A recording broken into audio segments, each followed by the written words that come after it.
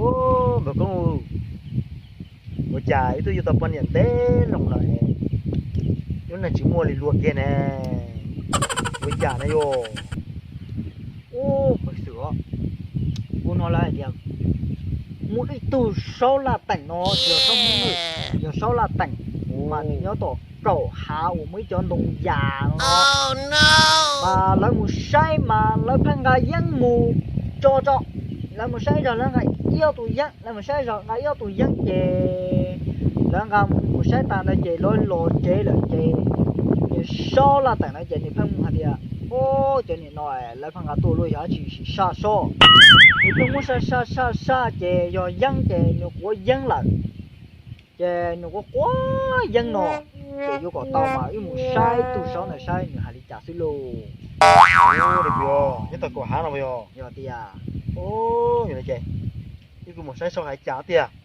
giờ chè mua mà cố gắng hôm nọ cố chúa đã chỉ hết chè nho hay chè giờ chè có vô mũ này chè yêu là một lấy một sai sau đây uống đi. Yeah. 1, 2, 3, 4, 5, 6, 7, 8, 9, 10. Oh, dạ mò. Ô, tụi mình cái tụi sách được cũng đã luôn.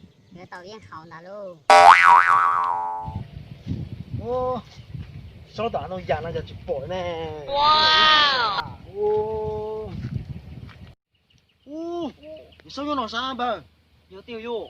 Ô, nó vừa này có hay số là tầng này có quấy nè. Ô, nó mà lấy tiền số này mà nó chỉ khánh thái nó cho xía.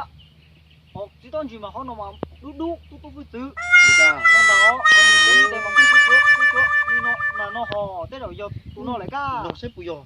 Nó xếp bùi vô. Oh no.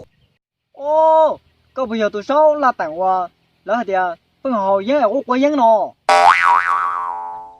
2, 3, 4, 5, 1, 2, 3, 4, 5. Ô mà sự, chè, như xong đấy chỉ bảo luôn mong á, là gì vậy? Nhưng nó ít tuổi chỉ ngay dân nè, thì chỉ hành thôi hành lúa, cho nên phải ini cho lúa chỉ bảo liền. Ô tiền vô, nhưng sau này chỉ bảo luôn mong cả, nhưng sau là tặng chỉ bảo luôn là tặng số. Vâng, chỉ cú lúa khởi công cái này phải luôn mong tuổi vô. Okay. Vâng, cú lúa khởi công sẽ sau phải luôn mong. Vì sao? Ui, nã chị ơi, sai tàu tay sau rồi nè. No. Ô, coi chả luôn mong liền, hay chỉ bò chỉ bè chỉ ba thế, rồi này bò, nó thấy đến thấy coi cháu chuột luôn. Ô, bò luôn mong chả luôn mong đi. Ô, wow, giờ sau là tỉnh mà. Tôi bao lần mông rồi, ô, tao tao ta, tôi chỉ nhắc cái tên này rồi. Nó tao sao tao không câu nè. Gì hả? Nè, con tụi sâu là thằng con à. Ủa sâu cái chừng sao tụi nó câu ấy nè hà. Tiêu hối rồi, bây giờ dùng cho khó thì ưa tụi tí năng tôi sau thế nè, tôi sai sau thế nè. Giờ hai thì chọn thấy cho bọn này tôi sai chứ, nhưng chơi chỉ cho chia luôn. Vì cho khó thì giờ thì thấy bọn này tôi sai sư, nó mà thế hạt khâu thế thế chầu nó đó tụi nó bỏ lên nhỏ, sau mua đi chả ta chứ bể ô.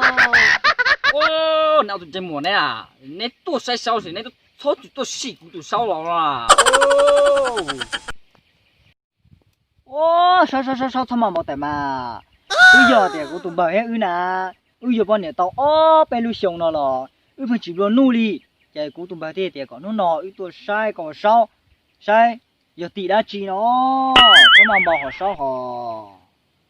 Ô, giờ bây giờ mà sao nông này rồi, giờ lên nào tụi bọn này phụ dùng câu thế mà.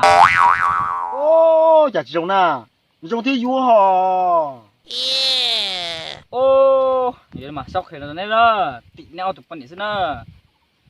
Nào tụi bọn này dùng câu nữa, giờ mà chỉ tao. Này chúngมันtrâu. Tụi bọn này vô tao xong à. Này chỉ sợ mà chúngมันtrâu, nó có một cái chúng trâu mù, vô đồ ớt chia lò.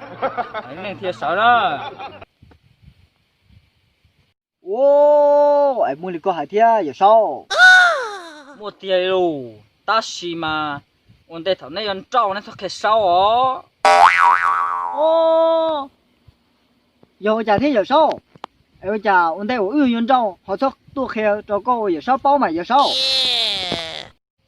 哦，那开烧节烧要塔了么？哦，个你靠烧了等下个呢，我带头用照高有么个在照好。哦，还照个包呢，今天我嘛个知道都要照了被热呢。哦。